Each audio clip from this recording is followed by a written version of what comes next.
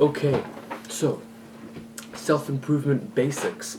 You probably know from my other videos that the 4 essential habits to improve your mental health and just for self-improvement in general is meditation, gratitude journaling, exercising, and reading, right?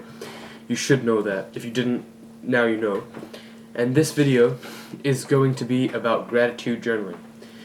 Or even deep journaling. I'll just call it journaling because it's like they're not similar at all, but like they're both journaling. So yeah, gratitude journaling is especially good for mental health because it makes you happier. It makes you like appreciate what you have. It sounds stupid and it sounds really like how is that gonna do anything? But it really does help. So this is not gonna be a long video. You're gonna get a book, and don't do it on your computer. Don't think about it. That's the stupidest thing I've ever heard. Get a piece of paper, or get a book or something. So I have a book, and it's like an A5 notebook that my sister got for me just from like her random drawers. Like you will find somewhere, or you can get a refill pad even if you don't have anything. Just like find a page or a book, and every day in the morning, I don't know what time you're watching this video, but you probably haven't gratitude journaled today. If you haven't, grab a piece of paper right now, pause the video right now, grab a piece of paper, and write down 3 things. It doesn't have to be 3, it's just I like doing 3. 3 things that you're grateful for. It can be anything. I'm grateful for this red jumper. I love this jumper. I got it for $5 when we went to America like 2 years ago, and I've probably worn this like hundreds of times, and it's so comfortable, and I just love the way it looks. And you can probably tell by how much I wear it in the videos, right? Oh, my alarm just went off. Give me a sec. Okay, that was random. Anyways, what was I doing?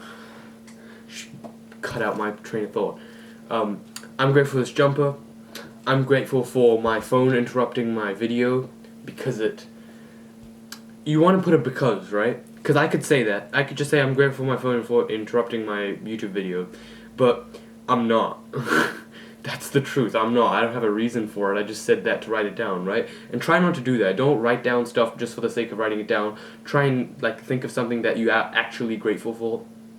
Like, I'm grateful for my parents buying me the AirPod 3s because they're really nice. Like, they're better than my sister's AirPod 2s that I was using. They fit in my ears. They're nice sound quality, and I'm grateful that my parents bought me that. It's just very basic stuff like that. You don't have to think too much about it. Don't write the same thing every day. It's like not that hard. Just think like, I'm grateful for that red blanket over there because it's so comfortable and I love how it feels when I sleep in it, right? It's like, you can say random stuff like that. Obviously, there's some, like, you can repeat what you say every once in a while, because some things are, like, you have to be more grateful for some things. Like, you can say you're grateful for your parents a lot. You can say you're grateful for this YouTube video if you think it's helped you, you know. If it's really helped you, maybe subscribe. Jesus Christ, I sound like a dickhead. You don't have to subscribe. I'm not forcing you to do anything, but if you want to, you should do that.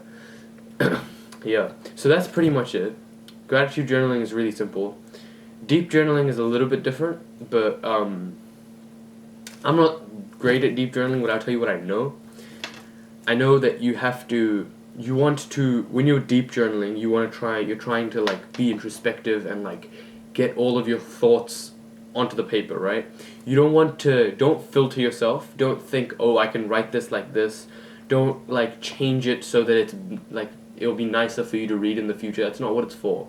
Deep journaling is for getting your thoughts down and like just seeing what they are, like seeing what you're thinking, but getting it down so you don't have to hold the mental load of like those thoughts, right? So I'll take a very, very like popular type of approach, like example, like your purpose or your mission, right?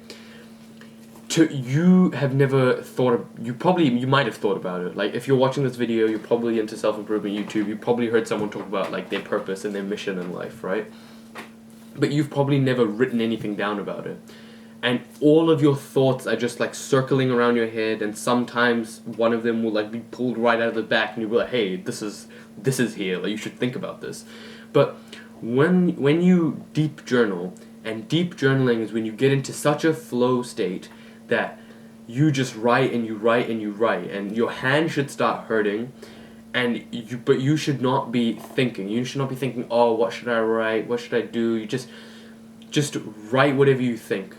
And like, this is just what I know, because I don't do this very often, but I know it's something I should do more often. But like, you just like spill your thoughts onto the page, like make sure you're not filtering yourself, and then this will get like, and then you will feel so like, oh, I don't know how to explain it, like you'll feel so light, like you'll feel like a weight has just been lifted off your shoulders, because you don't have to bear these thoughts in your mind anymore. And it's a really calming feeling, because like you know what you do, you know what your purpose is in this example, but you don't have to carry around the thoughts with you. It's on the page. You don't have to think about it anymore. And that's the really powerful thing with deep journaling, is it gets you to think. Like when I say you're in a flow state and you're not thinking, it's like you're not, the voice in your head isn't on. Like you can't hear yourself, you can't speak to yourself in your mind, because everything you think is just going straight onto the page, right? But it helps you, it makes you think, and like it makes you, like try and connect the dots between some things that you've never like thought about in that way before, and it can bring you to some conclusions that you would not have thought of otherwise. And it can really like I said, like take a weight off your shoulders. Like you don't have to think as much. It's just like once it's there. Oh, there was a really good metaphor I heard, and it's like when you do something on the computer, right? I don't know this really well, but like when you do something on a computer, it goes to the RAM, right? The random access memory. Everything you do goes there, and it's just randomly stored there. But then when you take something and then you put it into a folder on your like desktop or something, that's no longer in the RAM. The RAM doesn't have to remember that anymore, because you've saved it specifically in a folder somewhere that you can find it later, right? Same thing with journaling. That was a really good example that I heard somewhere. You don't want to keep things roaming around in your like RAM in your head. You want to put it into a folder, into a book, so you can go back and look at it other time. But you don't even really need to go look back at it. Like you can. Obviously sometimes it's fun to look back on like how you thought and stuff. But like once you've done that, usually like you have a clear mind. Like you know what you're thinking, and it's like, yeah, it's like you don't need to carry around the burden of thinking of that much longer. So yeah, that's journaling. That's the how-to. Journaling definitely isn't the first habit I would pick up. Definitely the first one I would start, like, obviously start journaling after you've seen this video. Like, start gratitude journaling. You should do at least a little bit of gratitude journaling every single day, right? But definitely you definitely have to start meditating and exercising and reading. Obviously you have to do the 4.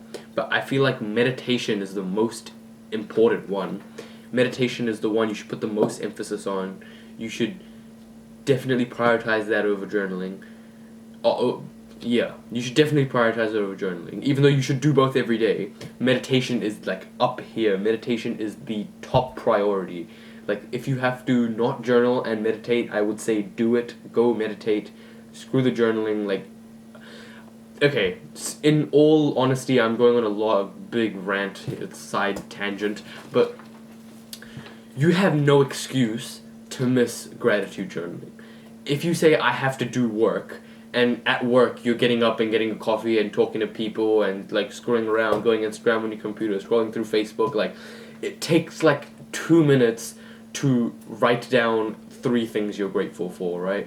So what I would suggest is have a book, put it next to your bed. As soon as you wake up, first thing you do, write the things down. And that will make it so your mind is like accustomed to, as soon as I wake up, you feel the gratitude and you wake up feeling really good. So I'd suggest, if you cannot do that, or like you're in a real rush in the morning or something, then just get it down one way or another. If you're on a computer at work and you just find a spare time, just write some stuff down. Just make sure you get it down. Don't just think about it. Don't just think, I'm grateful for this, I'm grateful for this. Like, get it down. And yeah, this video is a lot longer than I thought it would be, but yeah, that's what you came to see, isn't it? Me ranting on about random stuff. Anyways, that's how to journal gratitude and deep. Goodbye.